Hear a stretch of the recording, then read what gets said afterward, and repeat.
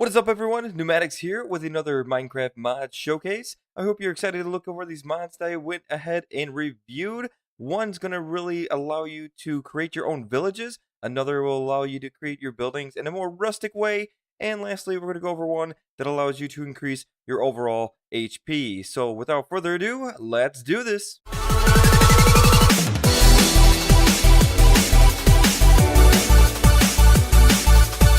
So the first mod I want to go ahead and show you guys is called Rustic by Mangoose 3039. This mod allows you to create your buildings in a more rustic way, as the name implies by the mod. It gives you some chains to go and decorate around your area. You have rope, you have these different kinds of containment. Instead of having just regular chests, you get barrels, pots, and cabinets that can be stackable, and they hold as much as 2 chests when they're stacked like this, and each one of these single ones holds as much as a regular chest. Even the pots, which is a little crazy. These pots come in a variety of different colors and styles, and they all depend on when you place them down. This mod also comes with a variety of new crops you can go ahead and place down and grow. That includes some chilies, you have some tomatoes and grapes, and I believe we also have some new trees over here. We have the olive tree and the ironwood leaves. Well, the ironwood tree that creates some ironwood berries, which you can actually get some iron dust off of by using one of the other items in this mod that I'll show off in a little bit later. But back over to the crops here, you can see we have this new item called the apiary. The apiaries will house bees, which can be found in hives across your Minecraft world now. When you break those, you'll get honeycombs and bees, and it's always random on the amount of bees or honeycombs you may get. And you can actually put the bees in this apiary, and they will reproduce and create honeycombs for you. Not only that, they will also boost the growth of your crops. So all of these are actually being boosted, actually 4 blocks out. So 1, 2, 3, 4, up to this one. These are getting boosted by this apiary. And as you can see, these crops actually grow a lot different. The tomatoes and the chilies, that is. The grapes actually don't need these little posts here. But if you went ahead and put down one of these posts, that's actually the grape seed itself. So that's pretty cool.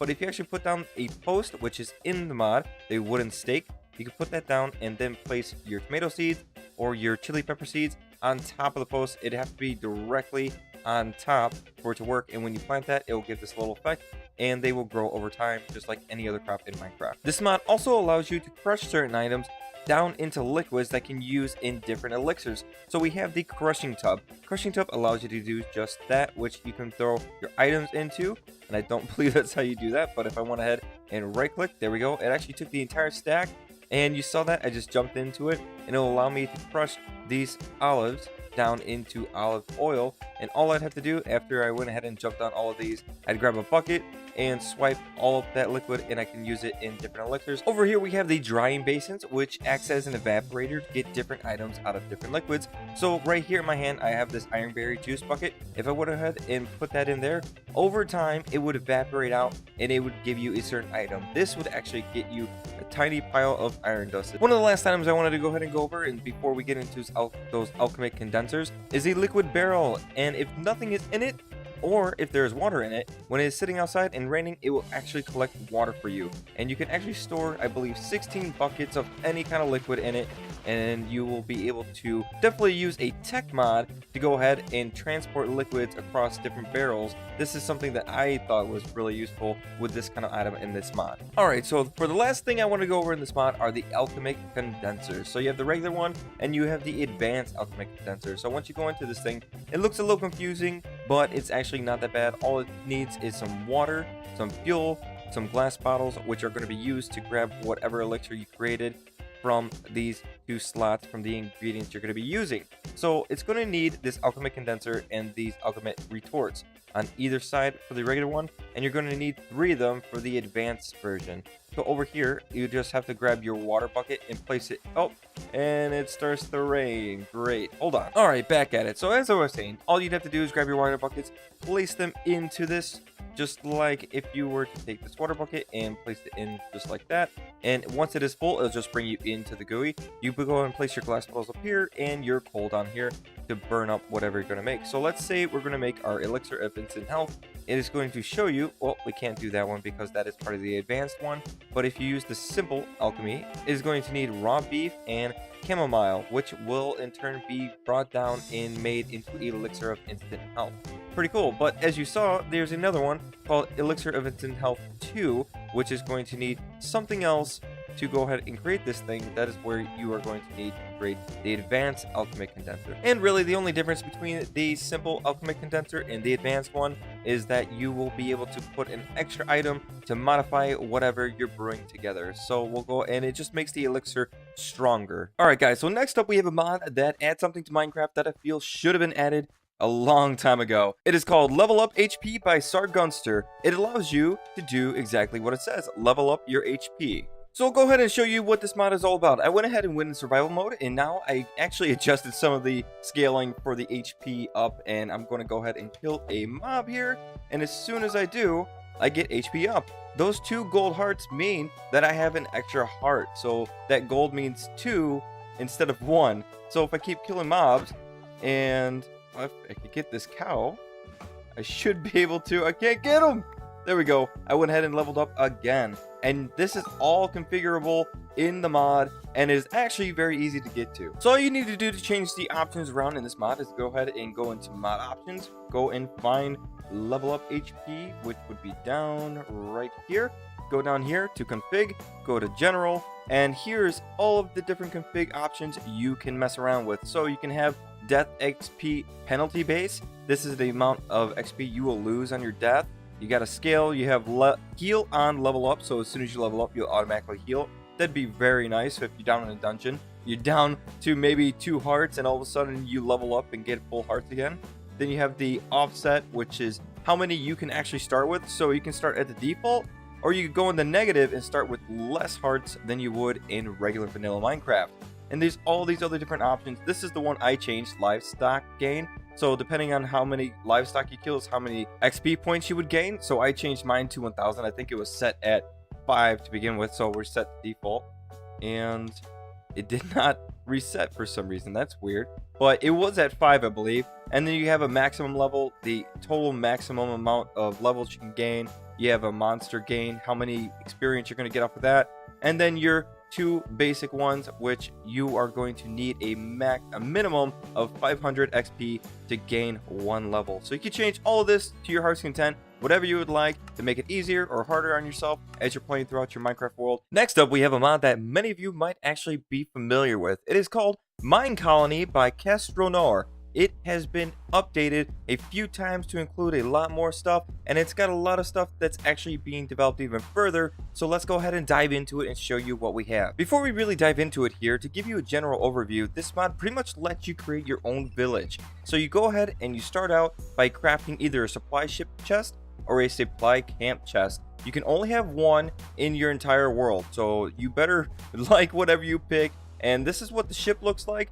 The supply chest, the the supply camp chest, looks a little different. It's just you can place it anywhere on the land, so it makes it a little easier if you're not able to find an ocean anywhere real close or a deep body of water.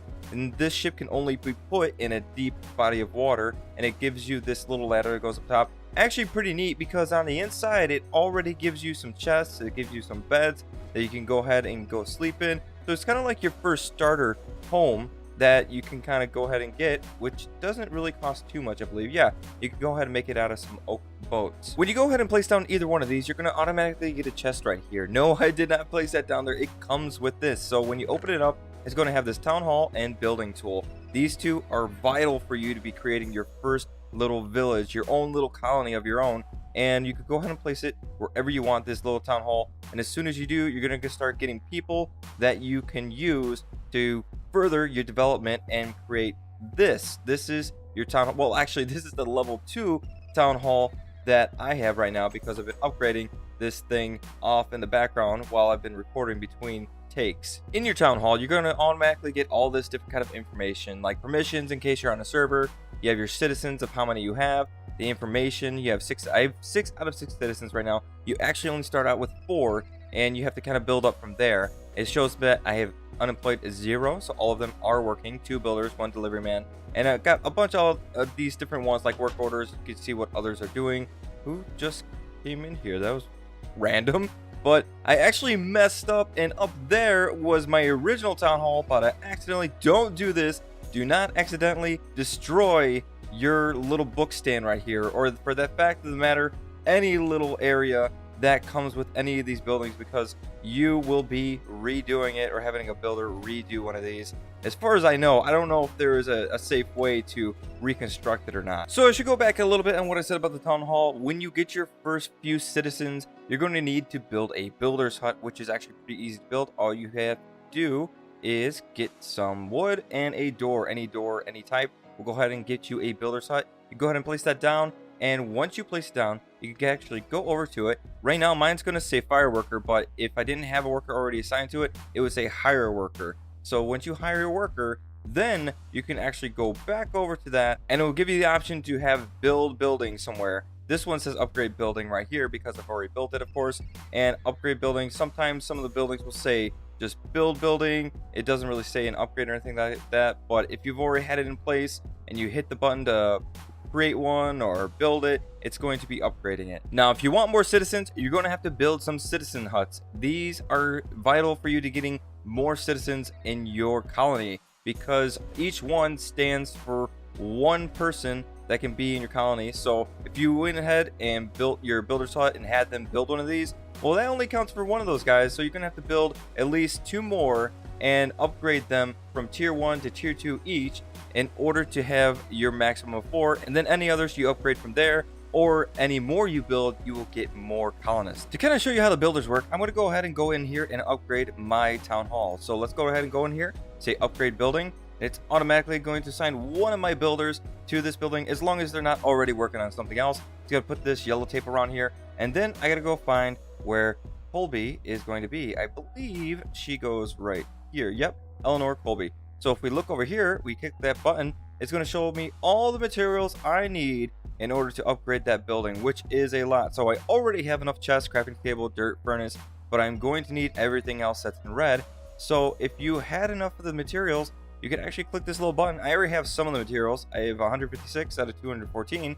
I can click this and it'll automatically take those out of my inventory so that that builder can use those. Once your worker has a good amount of materials, they're going to head and go off and start building on whatever you told them to start building on.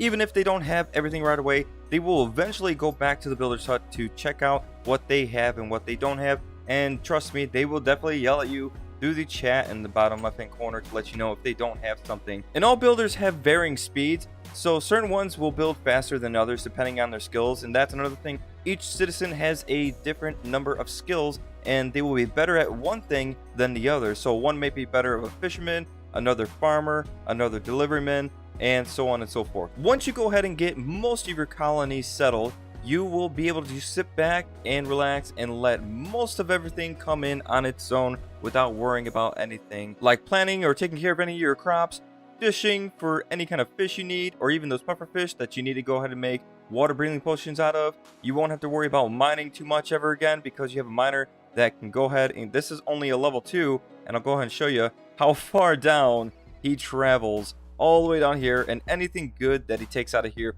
he will put back up in his shelf or his little chest up here. I'll show you real quick as I get up here, and in here he'll go ahead and fence this in the way. He'll go ahead and put anything that is in an inventory and put it in here, like these coal, iron ores. A little bit of advice for you guys: if you're going to go ahead and build one of these colonies, do not build it in this kind of an area. It is so hard trying to get your workers to go in the right places without going across water. This is why I had to create this huge landmass so that my workers would not take forever to cross a body of water. Do not make your delivery man walk all the way from one corner of your colony to the other to give or get materials. It's just ridiculous. It's just so much easier to have a huge flat plain to make your colony, to make things so much easier. I probably should go over the building tool a little bit to kind of show you how it works. So if you want to go ahead and build something, of course you're going to need to create whatever it is. So the warehouse or the farm, you're going to need to create that in the first place. So you have some wood like for the farm and a wooden hoe, you'll be able to create one of those. And once you have it in your hand and you have the building tool in hand, you can go ahead and place right click on the ground, and it's going to give you this weird thing going on It's basically the GUI of the building for this thing. So if I went ahead and place forward, it's going to show me a fancy park. And if I hit escape, I can actually see the placement of where that's going to go. So I don't have to be stuck in one place trying to figure out how that is going to look. I can actually hit escape and look around it,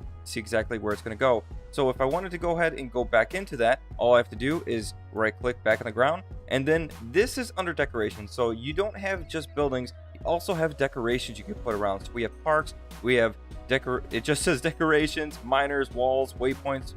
You have little pillars that you put down, all these different things that you can build. But what we really want to get into is the builder hut. So like we have a builder hut, and you can make it out of sandstone, stone, wooden. So the one I have over there behind me is made out of wood. So you can make these out of a bunch of different blocks.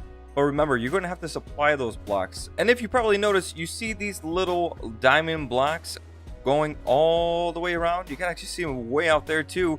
That is actually the perimeter of your colony. So I am on the very edge over here with my town hall, but I can build all the way out here. And this is also why I said don't build in an area like this, because you'll be clearing out a lot of area in order for you to build anything you really want without having trouble with your colonists running around back and forth between places. All right, guys, that's pretty much it for me. I hope you enjoyed all the mods I went over. I really like that rustic mod, and I really like, actually I like them all. I really like all the mods, but in all honesty, I played that mine colony mod for a couple hours before even finishing this video. So it is a lot of fun. You definitely need to check it out. And if you do, please let me know how you like it down in the comments below. And as always, please subscribe to my channel to get content like this every weekend. Thanks again, guys. Peace.